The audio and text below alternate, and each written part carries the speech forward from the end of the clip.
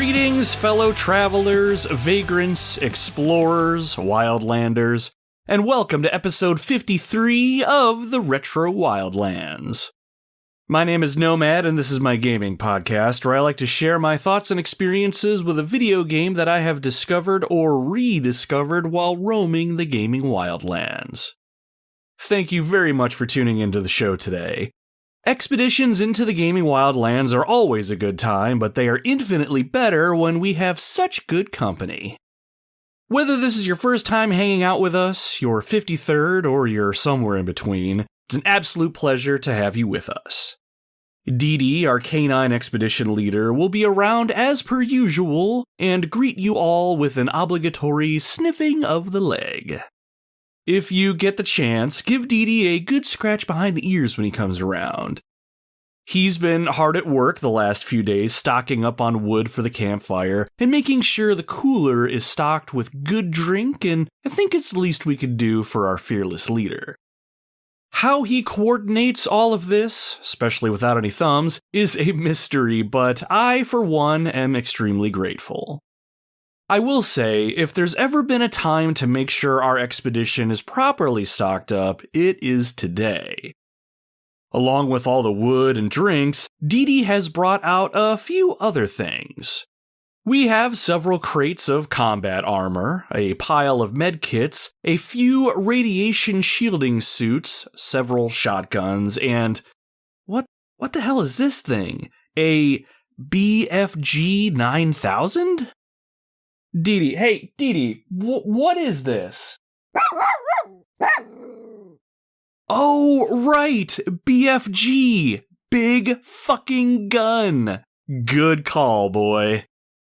What do we need all of this hardware for, you might be wondering? Well, my friends, our Wildlands expedition usually finds itself in some pretty interesting places. So far, we've been to the Mushroom Kingdom, the Land of Hyrule, Raccoon City, Silent Hill, Planet Zebes. But this time, our expedition is going to hell. On today's episode, we're checking out a video game that has had an undeniable influence on gaming as a whole. It's a first-person shooter that was made famous by its smooth gameplay and glorious violence. While the crazy levels of violence were pretty shocking in the early 1990s, what made this game stand out was its buttery smooth gameplay and badass visuals. This game would go on to influence hundreds of video games over the years and be referenced in countless others. This game raised the bar for immersive gaming experiences. Over time, it became a household name, and a game that would spawn new entries into its franchise for the next 30 years. And it all started with one lone space marine who stood tall against the demons of hell. Today, on the Retro Wildlands, we're going to be talking about Doom. First-person shooters, especially violent ones with grotesque imagery and subject matter, are pretty commonplace today. But back in 1993, the world had not seen anything like Doom. While developer id Software had just released Wolfenstein 3D a year prior, Doom was a step up when it came to the violence, visuals, and overall subject matter. But while some were put off by the violent nature of Doom, gamers of all ages were in heaven. Doom was a step up in all aspects of game design. From the 3D visuals, exceptional game design, and lighting effects, Doom was a must-play experience. And while there really wasn't much of a story to speak of in the early days, that did not matter. What mattered was that you were a lone space marine facing down the armies of hell, and oftentimes you only had a pump-action shotgun to see yourself through. And maybe a chainsaw. And at the end of the day, it doesn't get any more pure than that. I remember firing up my parents' home computer and working my way from room to room, taking out enemies, finding ammo, health, and armor pickups, and pushing every single wall in hopes of finding that one secret room that would grant me even more firepower. And it didn't stop there. Doom was originally a 3-episode game containing multiple levels to play through. It was a one-of-a-kind experience back in the day, and one most gamers have either taken or at the very least have heard of. But that was over 30 years ago, and I was barely 10 years old when I played Doom last.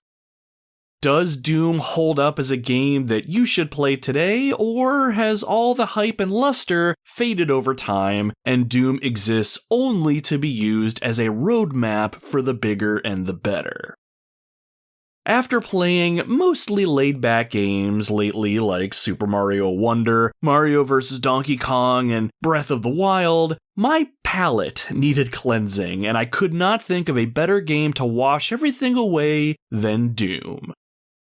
I played this game through to completion on both PC and my Nintendo Switch the last couple weeks, and I'm eager to share my thoughts and experiences with you by launching the game with you and putting it through the paces, one shotgun blast at a time.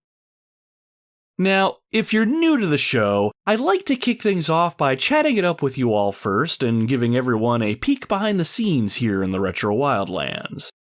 Depending on what's on my mind, I like to share what's going on with the show itself, what games I might be playing, what projects I might be planning, what's going on in my personal life, or whatever else I feel like babbling about.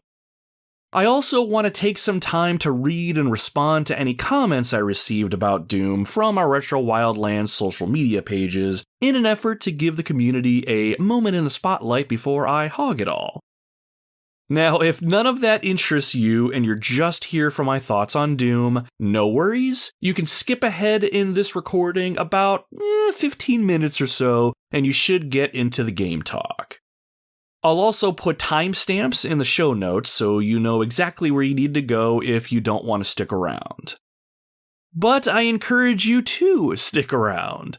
We're going to talk a bit of video games, and your fellow Wildlanders will get a chance to sound off their thoughts to the rest of us.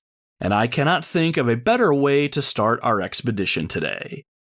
So, without further ado, let's get into our opening segment that I like to call Campfire Catch-Up.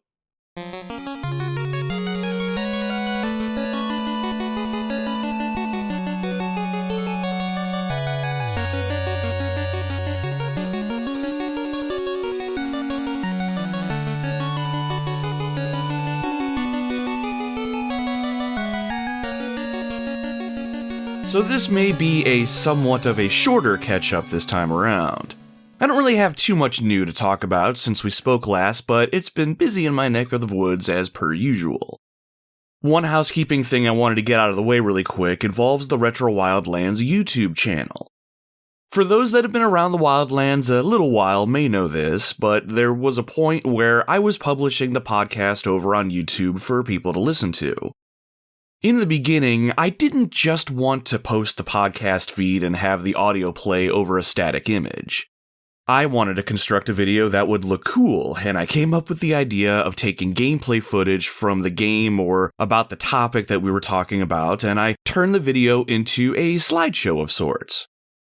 It just looked nice and spoke to the level of quality that I had in mind for the Retro Wildlands as a whole. I think it was around episode 37 where I had stopped posting new videos, and that was a couple of months ago. It was just hard to find the time to put everything together, and then rendering the entire video took anywhere between 5 to 8 hours on my dinky little laptop, so I started to deprioritize the whole idea. And seeing as I've only put out 4 new podcast episodes this year, not counting this one, it's fairly evident that I have not had a lot of time to devote to the show so far this year. However, I decided to set the RSS feed up on our YouTube channel, so the rest of our backlog is up on YouTube now if you enjoy listening to your podcasts over there. They aren't the cool-looking slideshows I wanted, but at the end of the day, I do want to get the podcast into more ears, regardless of where those ears listen to the show. So, if you haven't already subscribed to the Retro Wildlands on YouTube, feel free to give it a follow. And while we're on the topic, feel free to follow us on all the other social platforms that we're on. The easiest way to pick and choose those would be to visit the link tree that I set up that has all of our socials in one place. All you need to do is go to linktr.ee/retrowildlands, and you can find us on your favorite social platform. The best part is, I'm typically not someone who posts multiple things every day, so if you're just looking for a nice little bit of retro spice to add to your timelines and feeds, and then you're good for the rest of the day, the Retro Wildlands is for you, my friend.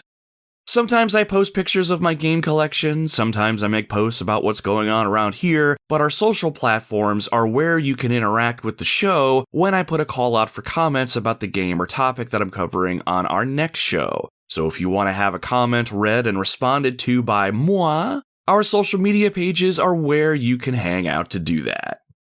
And be sure you continue to stay tuned. We're going to dive into comments about Doom left by our community later in this section of the show today.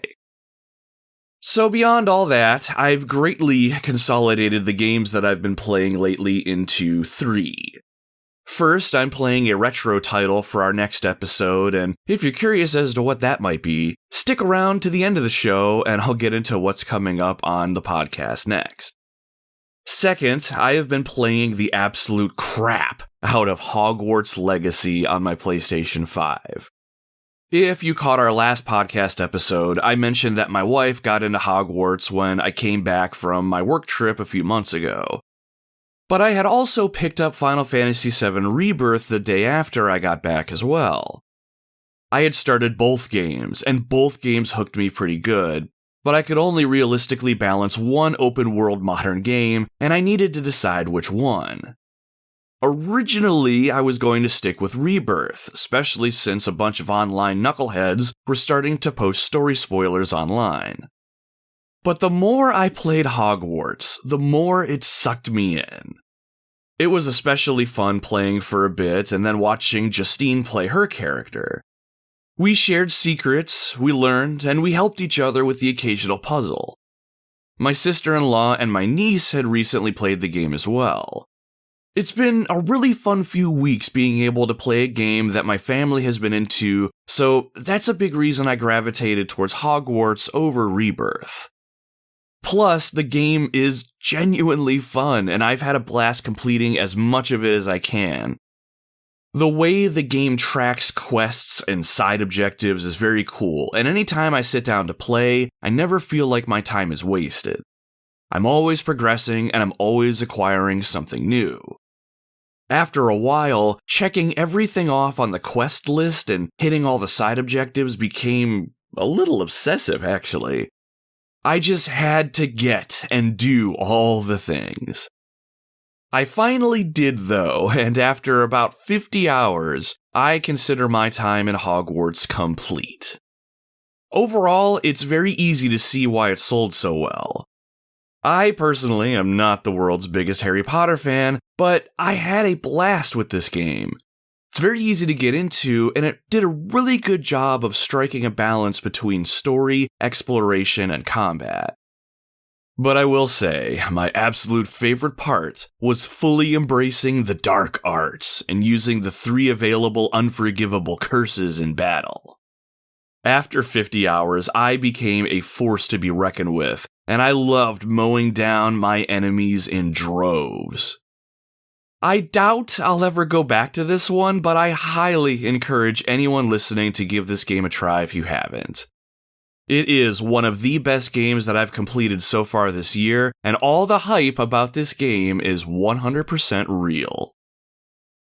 So while my wife was busy carving out her legacy playing Hogwarts, I slowly started developing an itch to play an RPG of my own on my Switch while I was on the couch watching her play Hogwarts. And that's when I decided that I wanted to finally play Final Fantasy IX. Square Enix will sometimes discount their games across various platforms, and when they discounted it on the Switch last, I scooped it up. This game occasionally pops up, and I continually get reminded that I need to play it. Now, for those of you who have been with the podcast for a while, you may remember I started a playthrough of Final Fantasy VI last summer when I was on vacation. I got a good way through the game, but ultimately abandoned it for other games, and I just spent too much time away from it. While I considered going back to 6, or I even considered restarting it from scratch because I really did enjoy playing the game and I wouldn't mind such a thing, a couple things drove me to play Final Fantasy IX. First, 9 is coming up on its 25th anniversary next year, and I thought it would be cool to finally partake in this game so I could celebrate with all of you nerds who hold this game up in such high regard. Second, one of the gaming podcasts that I listen to in my limited free time, called Pixel Project Radio, did a 4-episode spread on Final Fantasy IX. Rick Firestone over at PPR does some amazing work, and I wanted to be able to listen to him and host of the Unlockables podcast, Eric Guess, talk about Final Fantasy IX. And I mean that in all seriousness and sincerity. Neither Rick nor Eric asked me to plug their shows. Both of these gentlemen do some amazing work on their shows, so I encourage you to give their shows a listen if you're looking for more gaming podcast content. So yeah, I'm about 17 hours into Final Fantasy IX, and I am having an absolute blast. Story-wise, without spoiling anything, I'm at the part of the game where you discover the outer continent for the first time, and I'm about an hour or so into exploring it. If you played the game before, I'm sure you've got a decent idea of where I'm at. Also worth mentioning, while the Nintendo Switch version of the game has some nice boosters that I can use to max out my party from the start, or do things like make all my attacks land 9999 damage, I'm playing this game as purely as I can. I may speed up time every now and then when I'm grinding out levels, but I'm going for the most authentic experience possible. I'd love to cover Final Fantasy IX on the podcast at some point, but I often wonder if I'd be able to do a big game like this justice. There is a lot going on in this game, and there's several thematic elements consistently in play. I don't know if I'm smart enough to really articulate those things, but we'll see. If you would love to hear my take on 9 when I'm finished, do not hesitate to reach out to me and let me know. Alright, and with that, I think that's all I've really got this time around. It's time to start transitioning to the reason that you're all here today. It's time to talk about Doom. We had a few listener comments submitted through social media about Doom, so let's check in with some of your fellow Wildlanders and get their take on Doom before we get going. First up, we had Aaron from the Super Pod Saga podcast chime in over on our Twitter/X page. He said, "Dude, my grandpa liked to tinker with computers and always had a stack of floppy disks with Doom on them. One time he gave my brother and me a computer of our own, and we played Doom over and over and over. It's just so good." Ah, yes, the old stack of floppies. You know, there was a point I had to explain to my stepdaughter what a floppy disk was, and holy shit did I feel old as hell by the end of that conversation. But that's how it was at our house and even at some of my friends' houses. Just a stack of discs held together with a rubber band. But for Doom, it was totally worth it. I envy you and your brother, Aaron. I know if I had a brother, guaranteed that's what we would have done. We would have stayed up late at night and took out demons. That's how solid, lasting relationships are built. I would have loved to see your grandfather play some Doom back in the day. I'll bet that was magical. Thanks for the comment and memory, Aaron. Poppy the Keaton reached out over on our Blue Sky page and said, "I don't have any actual memories of the original game, but I do love that soundtrack." I'm glad you brought up the soundtrack, Keaton. While I think most everyone is fairly familiar with the music from the game's first level called At Doom's Gate, I do think the rest of the soundtrack is pretty solid. The game does swing back and forth between two extremes in some cases, though.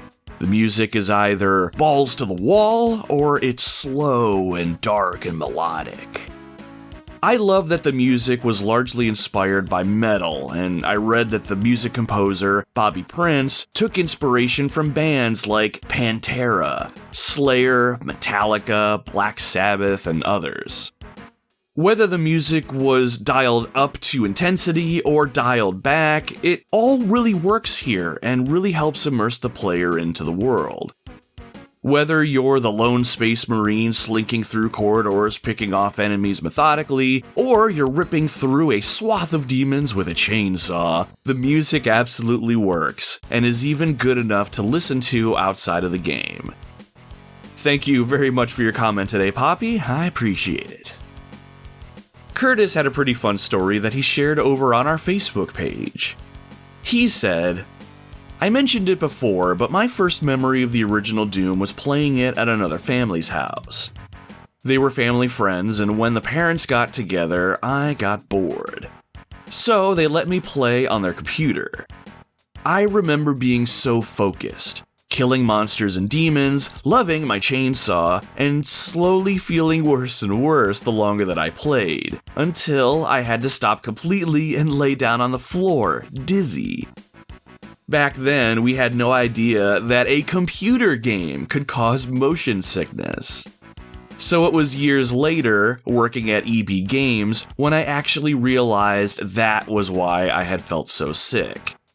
We had always thought that I drank too much soda or something. I laughed while I was reading this for the first time, but I promise, Curtis, I was not laughing because I was making fun. Motion sickness while gaming is something that I think I'm pretty resistant to, so I've never had that experience firsthand. Even playing games in VR doesn't really impact me that much, unless I'm falling for a long period of time. And anytime I ever felt sick for any reason, soda was the one thing that my parents blamed it on too, so it's funny that you say that as well. I think it can be turned off in modern versions of Doom, but that back and forth sway that players would experience when moving around the game world was pretty intense. I found it more disorienting than anything else, but I can see some people being thrown off by that, and just the nature of FPS games in general, especially Doom. Hopefully you had some good memories with Doom, Curtis, despite the setbacks. And thank you very much for sharing the story. Our last comment comes from Squidge, who is one half of the Waffling Tailors podcast. He reached out over on our Twitter/X page and said, Doom. What a game. Pre-Circle Strafe on console was a test of pure determination and will. Post-Circle Strafe on PC a few years later, pure demon carnage and slaughter. Chainsaws and chain guns aplenty. Shoot it until it dies. So circle strafing in Doom was a strategy that I would employ very often. To the uninitiated, circle strafing would see you as the player walking sideways in a circle around your enemy while you face them, so you could keep your sights on them and keep attacking them without interruption. This is a great way to avoid incoming attacks, especially from enemies like the Imp or the Barons of Hell that would throw fireballs at you. Plus, I noticed that, because enemies are pretty good about just following you when they spot you, strafing is a great way to herd them all in a clump together. That makes them ripe for a rocket launcher, but sometimes, enemies would strike each other and then fighting each other and ignoring me altogether. It was a great strategy, and I'm pretty sure the speed at which you strafe is faster than your regular movement, but don't quote me on that. Still, it was the perfect technique to do exactly what you said, Squidge. Shoot it until it dies. Thank you very much for the comment, by the way. Always a pleasure, my friend. Originally released on December 10th, 1993, Doom would take the gaming world by storm and become not just one of the most influential first-person shooters of all time, but one of the most recognized video games in history. Doom quite literally changed the game itself with regards to its graphical presentation, sound design, and gameplay. And wrapping it all up was a simple premise. Players would take control of a lone, unnamed space marine stationed on the planet Mars. After receiving a garbled message from a facility on Phobos, one of Mars's 2 moons, it becomes clear that something evil is lurking. You and an assault squad head in to take a look. You're ordered to secure the perimeter while the main attack squad goes into the heart of the Phobos facility. After several hours of hearing nothing but gunfire and screams over your radio, it all goes silent. With no way to get off Phobos, the only way out, it seems, is through. Or we could just sit back and wait for the inevitable, which would be so much easier. Maybe a simpler person would be okay with curling into a ball and hiding in the broom closet, but we are not that type of person, are we? We may be the last human alive, but we are not going down without a fight. So, gear up, Wildlanders. Strap on your body armor, secure your helmets, and make sure that pistol you're carrying is locked and loaded. If we're fated to die alone on this moon, we're going to make sure we do it with a bloody smile on our face and a trigger finger that gets plenty of use.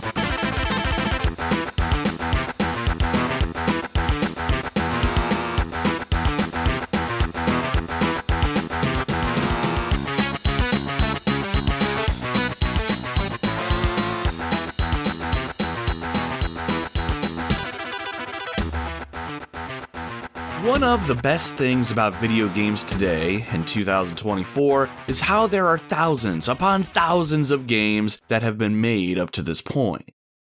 And while not all of them are readily available, a good chunk of them are still accessible, whether that's through physical means or digitally. And these games encompass so many amazing genres and ideas. And a lot of those games are thanks to not just the major AAA developers like Sony, Square Enix, Ubisoft, or Nintendo, but a bunch of independent studios that are making even more unique experiences. Developers like Supergiant Games that brought us gems like Bastion, Transistor, and Hades. Or developers like Hazelight Studios that brought us Brothers, A Tale of Two Sons, It Takes Two, and A Way Out. There are so many amazing ideas and concepts today that there is quite literally something for everyone. Hell, when you take a moment and step back and look at it all, it really makes me proud of our fellow humans. Lots of people put countless hours of work and piles of creative energy into an idea that we get to see come to life and that others can enjoy. It always makes me smile thinking about that, and I absolutely mean that. However, back in the early days, we didn't have it quite like we do today. In the early 1990s, while video games were certainly popular and somewhat plentiful, developers were still experimenting and working through unique ideas that hadn't quite seen the light of day yet. The world at large seemed to know video games existed and they seemed fun enough, but what would bring it all to the next level? And another question being, was the world ready for it? I've mentioned my own video game upbringing here and there over several episodes now. I mainly grew up a Nintendo kid, going from the original NES to the Super Nintendo, but ultimately transitioning to the Sony PlayStation, where it was then that I truly embraced the concept of quote-unquote being a gamer. But between it all, I did dabble in some early bouts of PC gaming. My stepdad got us a Packard Bell computer at some point around 1994, if I'm remembering my dates right, and it was a sight to behold, let me tell you. The one thing I remember most about it was the set of games on several CDs.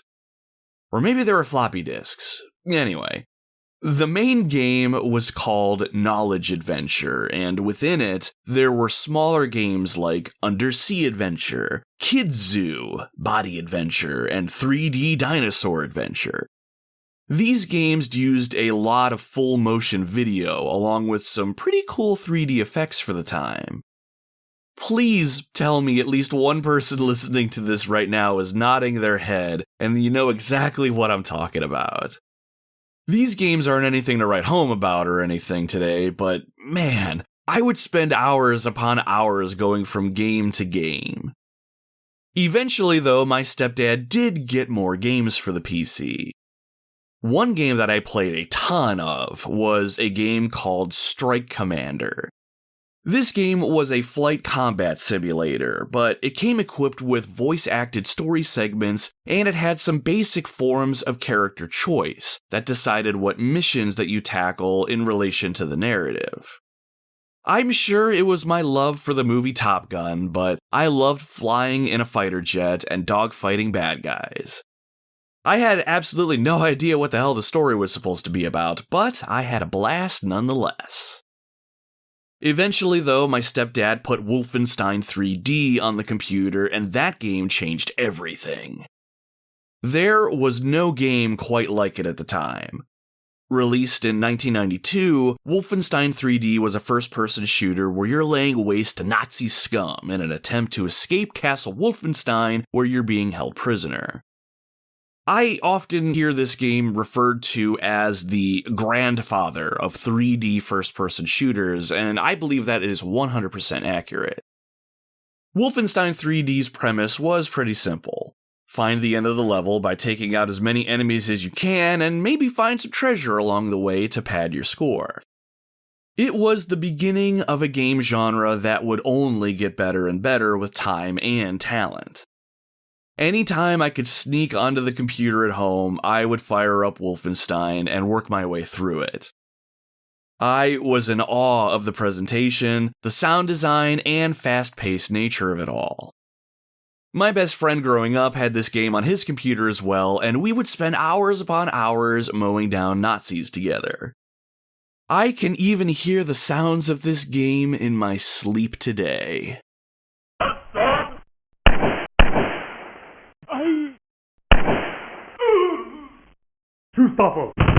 Mein Leben! That will never not be satisfying. Soon, though, my stepdad got a hold of Doom, and the amount of time he spent on the computer quadrupled from that point forward. While Doom was pretty violent, bloody, and had the occasional bit of demonic imagery sprinkled in here and there, I honestly remember being captivated just by the visuals in general and the sound design. The game was so much smoother than Wolfenstein or anything that I have played up to that point. The sounds of gunfire and the growls of the enemies were music to my ears, but what really caught my attention was how the levels had verticality. Wolfenstein levels were all done on a flat plane. You couldn't climb up or climb down.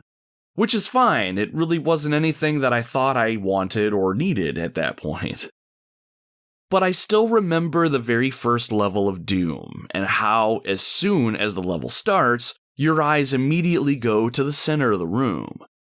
There's a small blue area of the floor and a few steps on the left that led down to it. That alone was cool, but then you take a left out of the room that you start in, and you're faced with a set of actual stairs. Very basic stuff by today's standards, but holy shit, was the concept of climbing stairs in a computer game something else back then. Programmers John Carmack and John Romero and the rest of the team at id Software masterfully constructed this game, and it became the basis for many great things to come. And while I'll probably touch on some of that as we go along today, there was one thing I kept wondering to myself as I was thinking about diving back into Doom for the podcast. Was Doom still fun to play today? Or did this game solely exist to elevate other games in this genre and nothing more? Does the fast-paced yet simplistic approach hold up today? Or is this game a relic of the past? Well, my friends, I've spent a decent amount of time with Doom over the past few weeks, and I have thoughts. Now, I ended up playing Doom two ways. First, I immediately downloaded it off Steam and played it all the way through on my PC.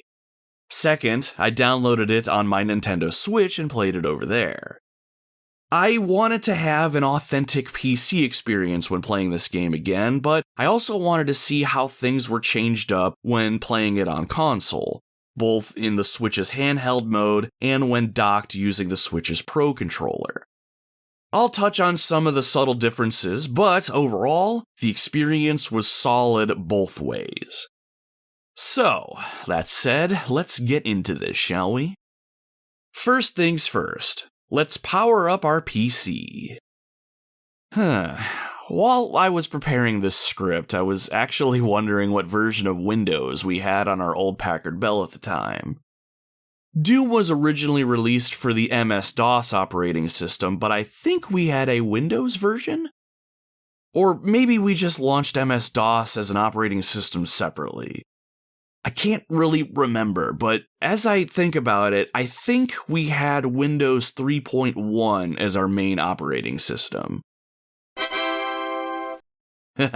Remember that sound? If it wasn't Windows 3.1, maybe it was Windows NT?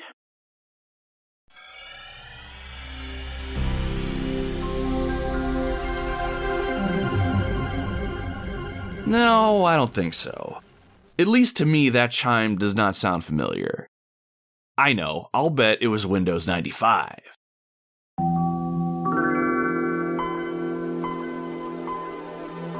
Yeah, I have no idea, but let's just run with this gem of an operating system for the sake of imagination. Now, I want to make something abundantly clear before we move forward. While I certainly know my way around a computer these days, I am not an expert. I can't remember the specifics as to how I accessed Doom back in the day, and nowadays I would not consider myself a PC gamer in any capacity. So, if I misquote something, use a wrong term, or otherwise sound like an idiot when calling out how this game ran on PC back then or now, you continuing to listen to this podcast waives your right to call me out or complain. Sound good? Good. When we do boot the game up, however we decide to, we are met with the game's title screen.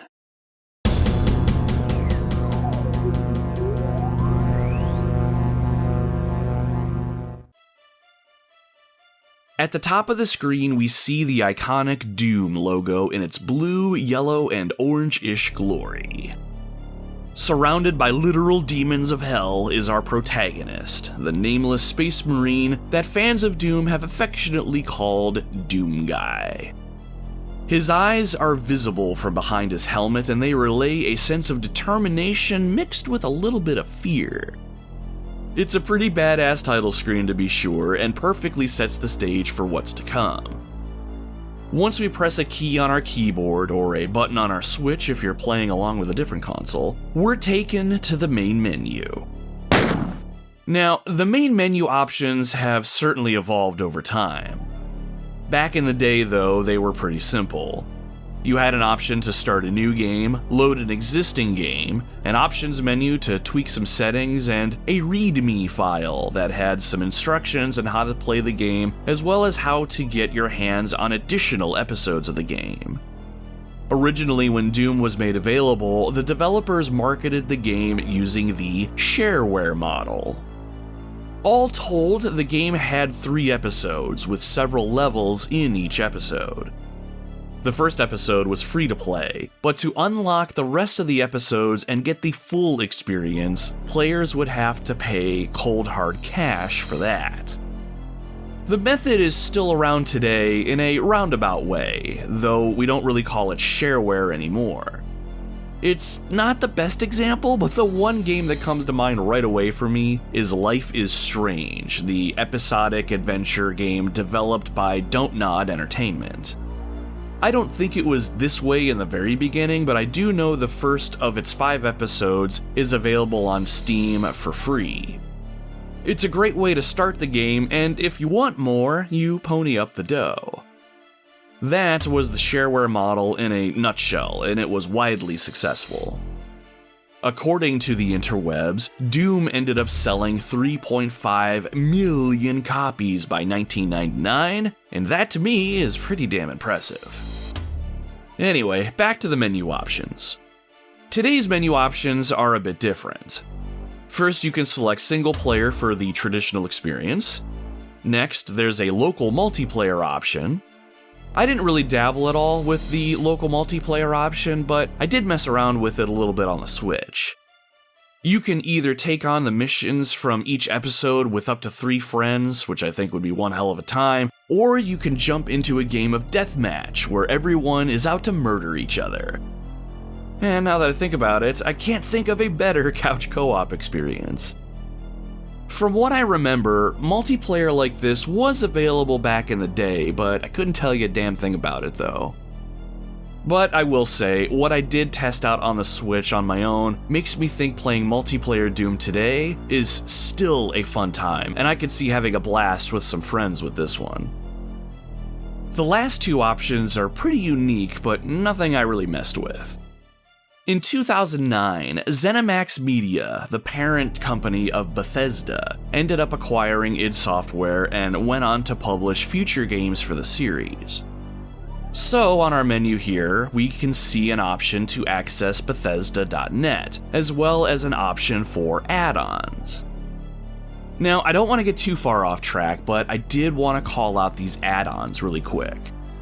From what I understand, there are several add-ons that you can attach to Doom that will add new levels and completely enhance or possibly alter the experience even further. One such add-on is called Sigil, which was created by one of Doom's original programmers, John Romero. Sigil 2 was just recently released, which added even more content on Doom's 30th anniversary, which took place on December 10th, 2023. This game is still going strong today, and I haven't even talked about the modding scene yet. I'm hoping I can devote some time into exploring some of these add-ons one day, but for now, we have plenty of game already in front of us, and we're already past due jumping into this experience. Let's select single player and get rolling. From here, we can now select new game, load game, or we have the option for a level select. I don't remember if this option was available on the original release of Doom at launch, but the level select is an awesome feature. Each level has a bunch of secrets and multiple paths, and I can see this option getting some use if you really wanted to master a particular level. In our case, we're going to start from the very beginning, so let's select a new game. Next up, we need to select what episode that we want to play. The very first one, which was the free-to-play episode back in the day, is called Knee Deep in the Dead. The Shores of Hell and Inferno are episodes that you had to pay for in order to get access to them, but pretty much any modern version of Doom today will have these episodes included. There's also a 4th episode called Thy Flesh Consumed. In 1995, a version of Doom called Ultimate Doom was released, and it contained this 4th episode. For us though, we're going to start where it all began by selecting Knee Deep in the Dead. Awesome, we're almost there, but before we get into it, we have one more choice we need to make. We need to select the level of difficulty. Hurt Me Plenty is what I would consider the game's normal mode. If you go to easier modes like, hey, not too rough, or the easiest mode called, I'm too young to die, you'll see less monsters and you'll take less damage. Now, if you really want a challenge, the Ultra Violence difficulty increases the amount of monsters in a level, and those monsters start to hit much harder. But maybe you're a psychopath and you get your jollies by playing hard video games. The Nightmare difficulty would be perfect for you. This difficulty includes more enemies who deal much more damage, who move much faster, and who frequently respawn after you kill them. I remember trying this difficulty as a kid, and I swear, I was getting damaged by invisible enemies or something. It was absolutely brutal. In my opinion though, while I absolutely respect anyone who plays their game on easier difficulties, I really think this game is meant to be played at the standard level of difficulty, Hurt Me Plenty. It's a solid challenge and not too overwhelming. So, with that, let's select Hurt Me Plenty with gritted teeth and get ready for action.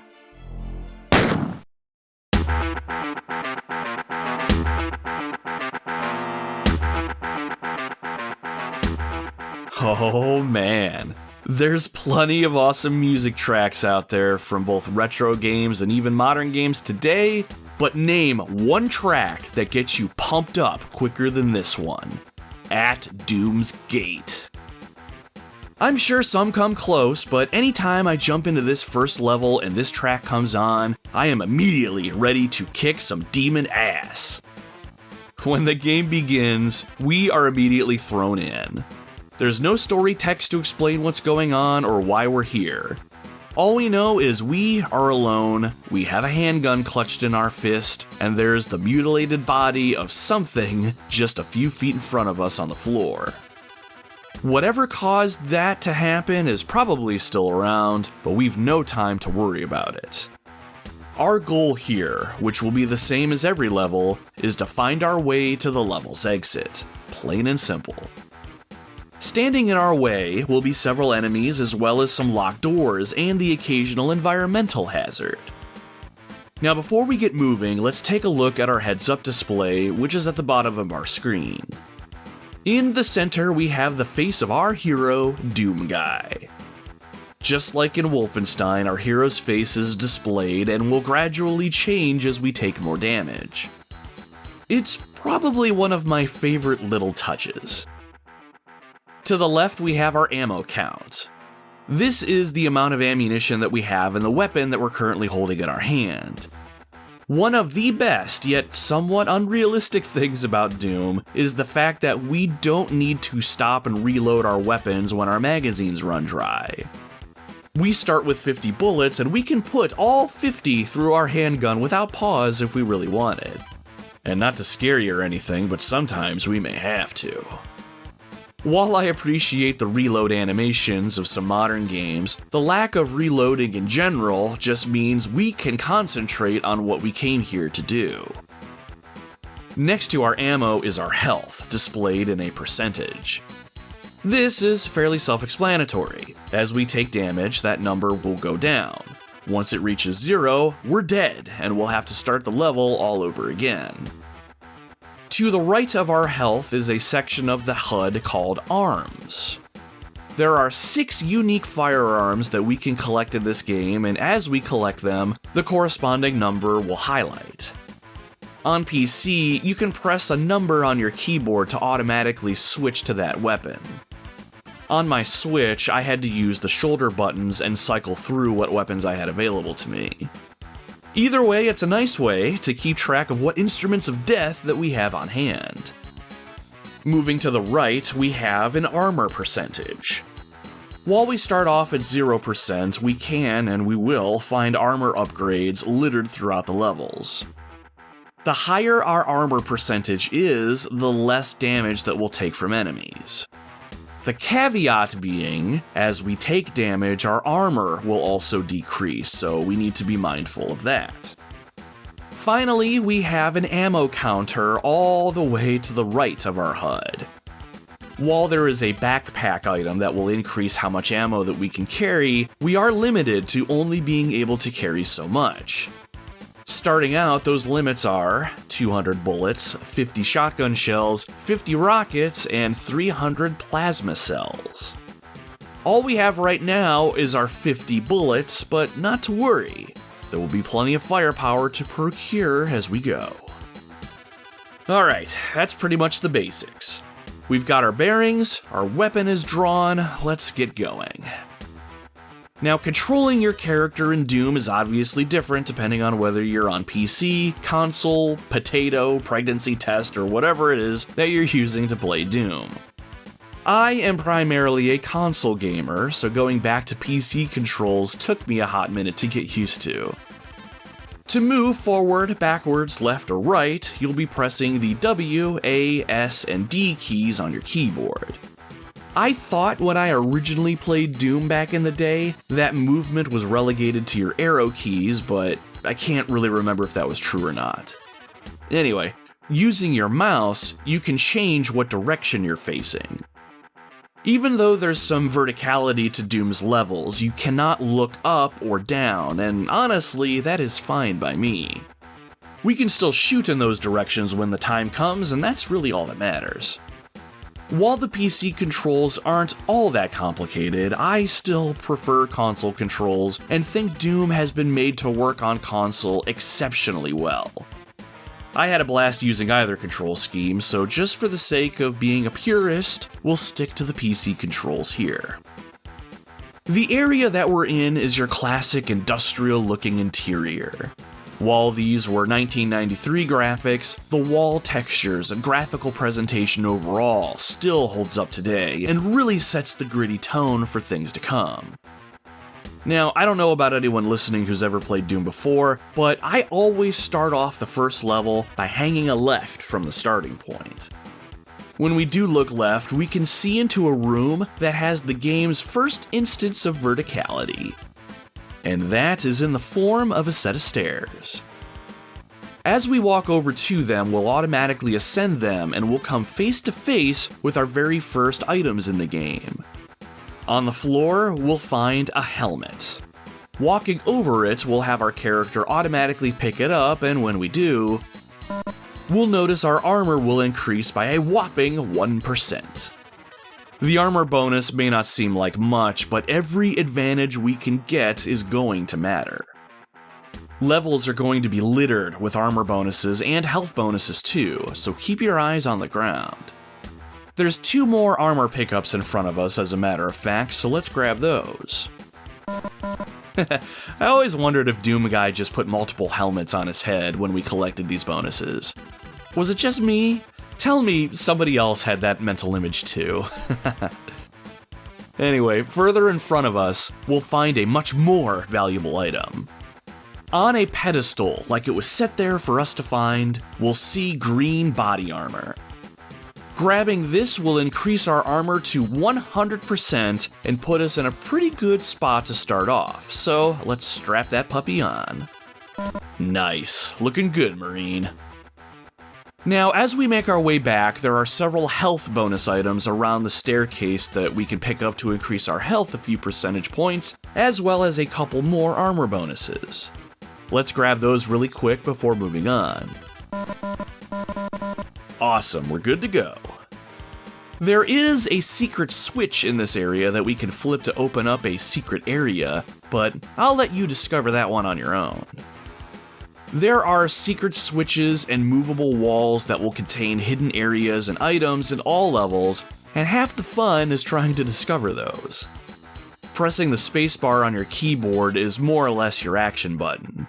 You can use this to open up doors and flip switches. If you do this against a wall, you can hear Doom Guy grunt as he tries to push on it or interact with the thing that's in front of him. If you were anything like I was when I was a kid, I was dragging my face along every wall trying to find false walls and secrets. You would have to get used to hearing Doom Guy strain himself constantly. Anyhow, as we go back into the room that we started in, let's hang a left down the hallway. As we get to the end of that hallway, we're met with a large metal door. When we press our face against the door and hit the spacebar, it'll open the door if it's not locked. This door certainly is not locked, so let's open it up and proceed onwards. Even that noise gives me the nostalgic tinglies. I feel like that door sound is used in all sorts of media, even today, and it all started with Doom. Once the door opens, we're greeted with a wide open room. There's computer monitors to the left and to the right of us, but what we see in the center is what should grab our attention. In a small area in front of us, we spot two threats. Two humans who clearly look like they used to be part of your military outfit start making their way towards you. These enemies are called zombie men, or former humans. These guys are either the zombified remains of your former brothers in arms, or they're actively possessed by whatever evil is running amok. While these guys may have been your friends in a former life, all they want to do now is see you dead. But we are not going to let that happen. Firing at these guys is as easy as pointing your weapon in their direction and pulling the trigger. Or, more accurately, pressing the left mouse button. Let's get to work and mow these demons down. Nice. This demon will be the first to fall to our fury of bullets. Former humans like this will fire on us, and we need to make sure that we're constantly moving so we can try and avoid taking damage. The other demon in this area is pretty close to us now, and he opens fire on us. Crap, looks like we took a round to the chest there. When we take damage, the screen will flash red and our health will decrease. The face of Doom guy on our HUD even grimaces with the pain. Our armor did a good job of lessening the blow a bit, but let's not give this guy the chance to injure us more. Let's fire back and take him out. Well done, soldier. When human enemies are taken out, they tend to drop ammo at their feet, so make sure you walk over their bloody corpses just in case. There we go, a few more bullets to add to our pile. Always be on the lookout for more ammo lying around, especially from the enemies that you've dispatched. You do not want to be caught in a firefight and have to only rely on your bare fist to get out of it. Trust me, I have been there, it is not fun. Shooting at enemies in Doom is pretty intuitive for what it is. It's literally a point-and-shoot sort of system, and while I don't really understand the coding behind the scenes, bullets tend to hit their mark even if you aren't 100% zeroed in right at your target. Modern games now give you the ability to aim down sights, and when hip firing, you're given an area on screen your bullets will sort of spray into, but Doom does firearms combat very well. You can put the focus on movement instead of having to worry about whether or not your shots are going to hit their mark. Speaking of the intuitiveness of shooting things, the next room is the perfect showcase for how shooting an enemy on a higher plane works. After we search the immediate area for more items, we move into what I like to call the zigzag room. The path in front of us sort of zigzags to the left and then to the right. Or was it to the right or to the left? Anyway, and the floor on either side of the room is filled with a green biohazardous liquid. We'll see much more of this green liquid as we move throughout Doom, but the long and the short of it is, you can step on it, but you will take environmental damage over time, and it will kill you if you let it. That said, let's do our best to avoid the green goo. We have more important threats to worry about in this room. Right in front of us is another former comrade that needs put down. There you go, you're not messing around now, are you? Now, there's an enemy further down the path that's pretty far away, but we can still hit them from here. I have to say, by the way, I did enjoy aiming using a mouse. It felt very precise and quite fluid. See what I mean? Now, there's one more new threat in the room. On our left, up high on a ledge, is an actual demon staring at us. This brown, humanoid demon is called an imp, and what makes him dangerous is his razor-sharp claws. The nice thing about where the imp is right now is that there's absolutely no danger of it ripping us apart with its claws. However, the imp does have one other way to attack us. It can summon and throw fireballs at us. Because the imp is so far away though, we have plenty of time to strafe out of the way. But how do we shoot something so high up when we as the player cannot look up? Simple. Just point your weapon in the direction of the imp and the bullets you fire will fly upwards and find their mark. See how easy that was? With the room clear, it's time to keep moving. Be sure to grab any ammo dropped by the two chaps that you dispatched, and you'll definitely want to grab the shotgun shells on the floor heading towards the next room. There's one more room that we need to clear out, and then we'll be at the end of the level. Let's move through the last big metal door in our way. Uh-oh. Right in front of us is one of those imps that we just took out in the room behind us, except now he's on the same plane as us. Even this close, the imp has no problem slinging fireballs at us in this narrow corridor, so it's gonna be hard to sidestep these. Damn, we took one right on the chin. Well, what are you waiting for? Pump this demon full of lead already. Shit, he can sure take some punishment.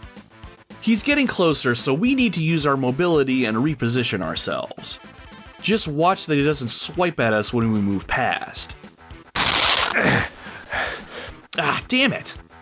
It would certainly help if we had a bigger weapon on hand or some other way to take this creature down. Aha! Do you see the gray drum in the middle of the hallway? The one that has what looks like the same green biohazard material in the room that we were just in? We can use that and even the odds considerably. Gray barrels like these are explosive, and if we put enough bullets into them, they'll explode and do some serious damage to anything caught in the blast. Let's use this to take out the imp. Whoa, make sure you back up there, champ. If we're too close to the barrel when it explodes, we will also take massive damage, and... Son of a bitch. Well, we took out the imp, but we also took ourselves out in the process. Since we didn't really think to save our game anywhere during the level, now we have to start it all over from the beginning. It seems like such a dumb way to die, but I remember that being exactly how I died when I played Doom for the very first time. I remember seeing my stepdad play and use that barrel as a way to take out enemies, but for some reason it never dawned on me that the explosion could potentially take me out too. But I was undeterred and immediately went back in for another go. Everything about the opening level told me exactly what I needed to know about the experience I was about to have.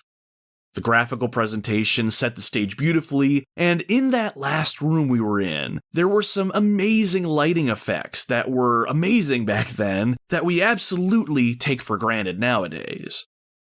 Even though the lights were just flickering, anything in the dark areas were actually darker and harder to see. There are some levels that use lighting to great effect, and it creates some amazing tense moments when you hear your enemies, but you can't quite see where they are. The sound design was on another level, and whenever I would hear the growl or a roar of a monster, I would find myself turning my actual head in the direction of those sounds. The presentation allowed you to get fully immersed in this world, and I cannot count how many times I would play this game with the lights off and the speakers cranked to near max level. When you complete a level in Doom, you're taken to the results screen. You're shown the area that you're in as well as several structures which serve as the levels themselves. We started off our journey in the hangar area. On screen, the game would tally what percentage of all enemies in the level that we killed, a percentage of all the items that we picked up, and a percentage of how many secrets we discovered in the level. At the bottom of the screen, we're shown how much time we took to complete a level and a par time for the level. Apparently, the par time for the first level was only 30 seconds. Doable if you know what you're doing, but I highly doubt you will get 100% in all areas and hit the par time. Still, these results always found a way to push me to see if I could get 100% level completion. Personally, I always strived for a 100% kill ratio, but it was fun at times to try and pick up everything that I could find and see if I could locate all the level secrets. Once everything is tallied, the game shows us the next place that we're going. And in our case now, we are heading to the nuclear plant. While the first level of the game is a nice and perfect way to get your feet wet, Mission 2 is where I feel the game truly begins. The music here is much more reserved than the last level, and it creates a bit more of a tense atmosphere. I find that I slow down a little bit in this level and take my time. A new game mechanic is introduced in this level as well, and that is the keycard system. Some doors are going to be locked with either a blue, red, or yellow keycard, and the only way that you're going to find the exit to the level that you're in is finding the right keycard, which opens the right way forward. As we continue to play through levels, we'll notice that the sheer size and scope of the levels increase as well. The first level got you comfortable moving around and pulling the trigger, but now the real fight begins. Now, while you can find one in the first level if you open the right secret passage, the nuclear plant is home to arguably the best weapon in the entire game. Well, maybe not the best weapon, but it is absolutely my favorite. And that weapon is Doom's iconic pump-action shotgun. Once you pick up one of these bad boys, everything changes. Even Doom Guy knows how awesome the shotgun is because as soon as you pick one up for the first time, his stoic image at the bottom of the screen turns into a sadistic grin. While the shotgun fires slow, it packs a serious punch. Most of your basic enemies and even some imps can go down with just one close-up shot. And let me tell you, there aren't many things more gratifying than clearing a room out one shotgun blast at a time.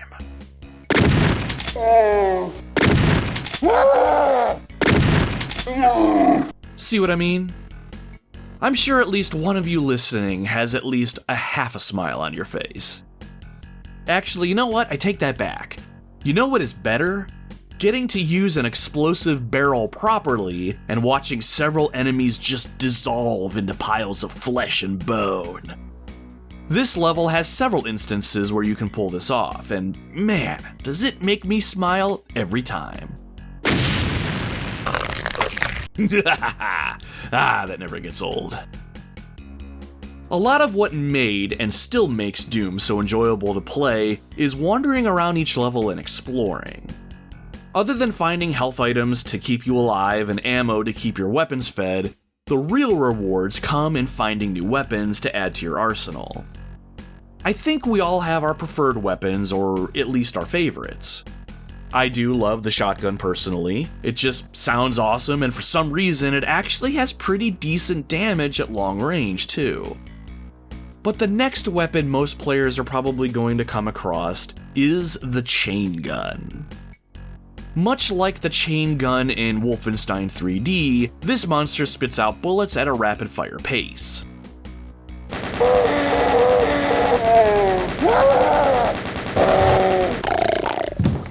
Oh yeah, definitely grab a towel off the rack over there if you need one.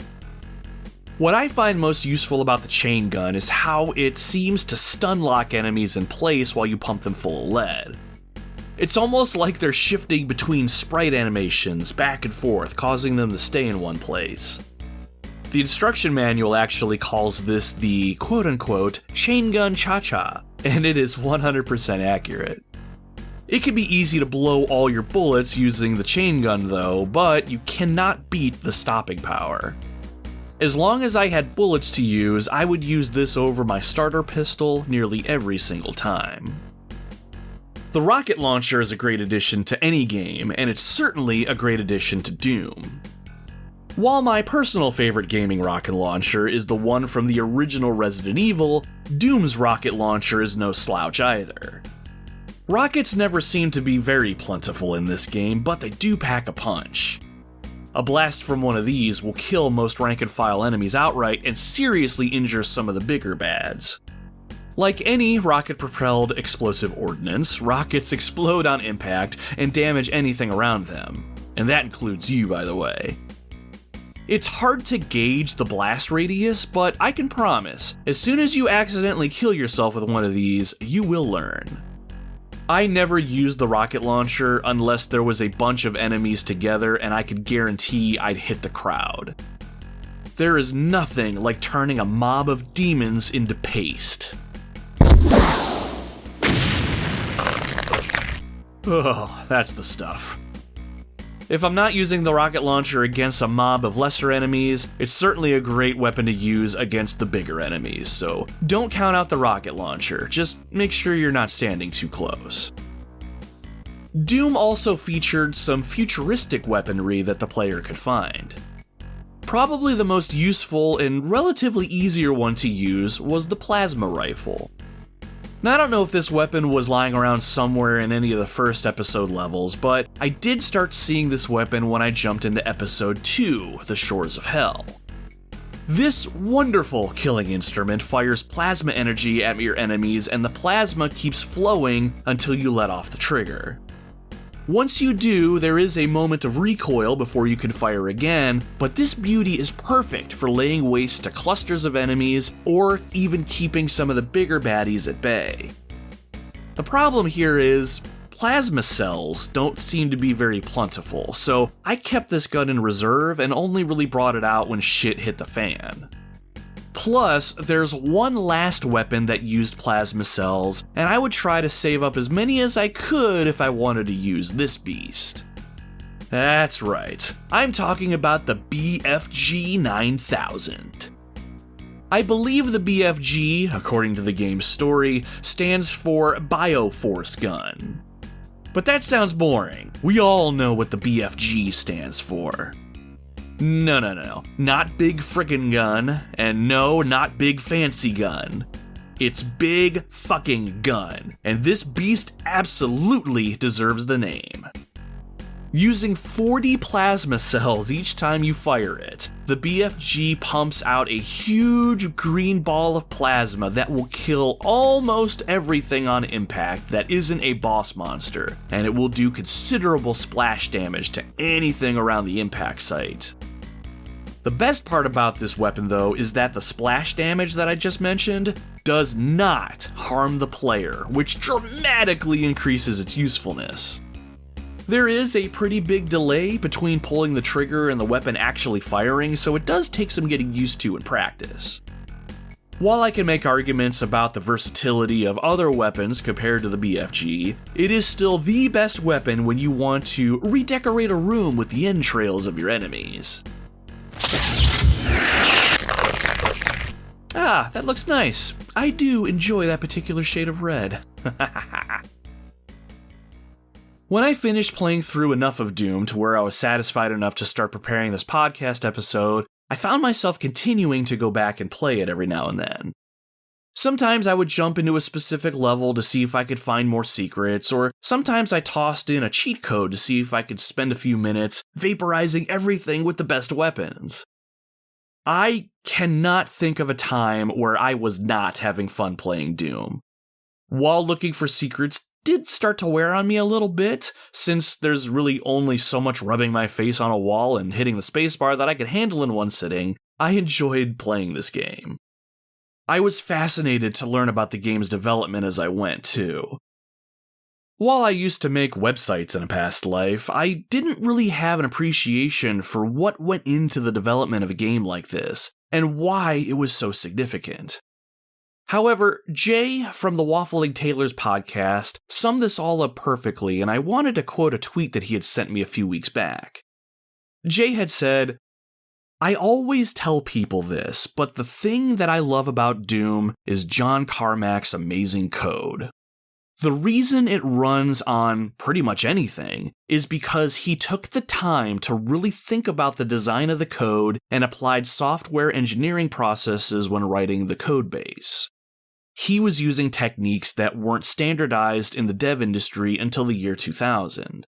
And because he did that, and most game devs don't, porting it to a new system is a doodle. You twiddle a few lines of code, and voila. There's a reason why he's one of my software engineering heroes, and Doom is it. Dude really is a grand high wizard, and all the other names that Civvy calls him. Well said, Jay, and even when I talk to others, they gush over the techniques used and how revolutionary the development process was for this game. Wolfenstein 3D was a great game in its own right, but Doom started pressing the envelope in terms of game environments, incorporating things like verticality and even angled walls. Not only was this game coded masterfully, I think I was more impressed with the character and enemy designs in the game. I had read that clay molds were created for the enemies and that those were scanned into the game, which is why they look so badass, even on a 2D plane. A Hollywood monster maker was even brought in to help with some of the designs. The presentation on the outside and under the hood is still appealing today, and very rarely do I find myself thinking about the fact that I was playing a 30-year-old video game. During the actual gameplay experience itself, I genuinely had a good time for the majority of the time that I sunk into Doom. While I don't play a ton of them, I am genuinely a first-person shooter fan through and through. And while I'm sure this isn't true for all first-person shooter campaigns out there, I feel like most of the modern ones nowadays are just glorified roller coaster rides. There's plenty of highs and lows when it comes to the storytelling and the action set pieces, but ultimately, you're on rails. You have some dialogue to further the story, you make your way to an area, shoot bad guys and things like you're in a carnival shooting gallery, talk some more, move to the next area, maybe get blown out of a helicopter, participate in the next shooting gallery, you get the idea. And while I know not all first-person shooters follow this formula, it just seems like all the more modern ones I play follow this formula. And I want to be clear though, I like this formula. I definitely enjoy the action set pieces, and I don't mind standing in place and putting a couple bullets between the eyes of some enemies. But that said though, Doom was a nice change of pace from all of that. I enjoyed being tossed into a level with just the goal of reaching the end, and I loved exploring a level and discovering things within it instead of just being led by the hand from place to place. There were no objective markers or waypoints. While there was a map that I could access in Doom at any time, and it was certainly useful to see places that I hadn't been yet, it was all on me to discover, and I needed to find the way forward. I needed to find the key that opens the door, or I needed to locate the passage that gets me into the next section of the level. All the while, I had a blast hunting down enemies that I might have seen or heard. And while there were times I would find myself stuck in some of the larger levels, unsure of where I needed to go and what I might have missed, be it a keycard or a switch on the wall, it never really frustrated me. Well, hold on, I take that back. Sometimes it was frustrating to hit a switch and hear something in the level open up and not know exactly what opened. Even more agitating is if the door was timed and I couldn't get to it fast enough, or I didn't even know what opened, so I didn't even know where the hell I needed to go. It's minor gripes in the grand scheme of things, but that did sting a little bit. If this ever did happen to me, it was in the late game, where the levels were much larger. Once you put time into a level, though, it's just like anything else. You learn the layouts, you commit the secrets to memory, and then from that point on, you're golden. As we start to wrap it up, I don't think I have much more to say when it comes to Doom. Whether you're a hardcore gamer, casual gamer, or just someone who's been anywhere near the hobby, Doom is a game that undoubtedly holds meaning to you. It could be an appreciation for its development, for instance. How a few talented people came together and found a way to not just make a video game and take it to the next level, but find ways to set the standard in game design using techniques that even AAA developers aren't using today. I will say, if that's something that tickles your pickle, Jay recommended a book called The Game Engine Black Book, Doom, which goes into detail around Doom's development and how the game engine works. From what I see, it's a fairly technical but highly recommended read for anyone interested in that side of the industry. That's not a paid endorsement or anything, it's just more of an FYI. I may pick up a copy myself if for no other reason than to just keep learning. Another appreciation you might have for Doom is the constant community support. I am not one for modding the games I play, mainly because I don't think I'm smart enough for that, but there's a large community who are still playing Doom and finding ways to inject new life into it. Just the other day, actually, I saw someone on Twitter talk about how they created a new lightning gun that they had developed that would zap enemies and other enemies around them. Between mods and the numerous add-ons already developed, there is plenty of content to go around. Maybe your appreciation for Doom is the fact that this game is still very playable today. I was talking to my stepson Landon the other day about Doom, and he, a 16-year-old, and I, a 39-year-old, were talking about how awesome this game was to play. There is no generational divide with this game, and that speaks volumes. He plays a ton of first-person shooters and multiplayer arena-style games, and the fact that he has fun with Doom today makes me smile. One of these days, I'd love for the two of us to play cooperatively through the game together. That would be pretty awesome. But maybe your appreciation comes from a different place, say that of nostalgia. I've had people I know talk to me about how they would stay up for hours and hours playing through this game, or how they would play with friends or siblings. How some would find ways to raise their own money or save up their allowance so they could have a hope of convincing their parents to get the other episodes of the game. Everything about this game invokes a memory, even from myself. From the game's opening music to just the sound of picking up a shotgun, my mind goes back to when I was a kid and I had nothing to worry about other than making sure I did my chores so I could continue to game. I have some good memories playing video games with my stepdad growing up, but as an only child, video games were my main companion. Thinking back, some of my favorite memories with this game were ones where I would settle into the desk chair, a blanket would be pulled over me, I would have a bowl of pretzels to my left, and all I had for light was the glow of the computer monitor. I didn't know it at the time, but I was incredibly lucky and blessed to be able to do the thing that I was about to do. And when I booted up Doom to replay it for the podcast, a lot of warm memories flooded back for me. My parents getting our first computer, how my stepdad beamed with pride as he showed it off to our family and friends, how my mom would play Mahjong, the tile matching game, for hours after work to de-stress, how I eventually got my own second-hand computer for my room and I would spend hours on it gaming and learning how to make my own video game website. While Doom will go down in history for a lot of important reasons, it will remain an important game to me because it's a direct link to my past. A past that is certainly filled with a bunch of wonderful memories.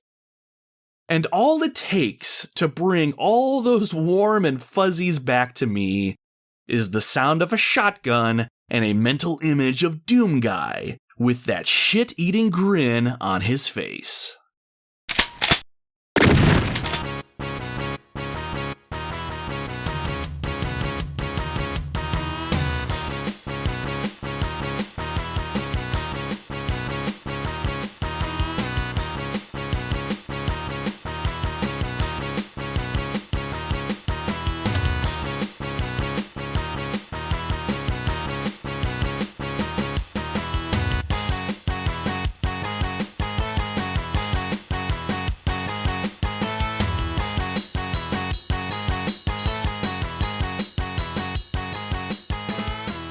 And with that, we've come to the end of another expedition into the retro gaming wildlands, my friends.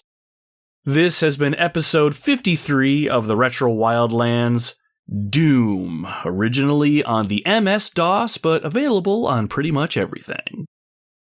Thank you very much for tuning into the show today. Before I started to write the script for this podcast, I really had no idea how in-depth this game really was.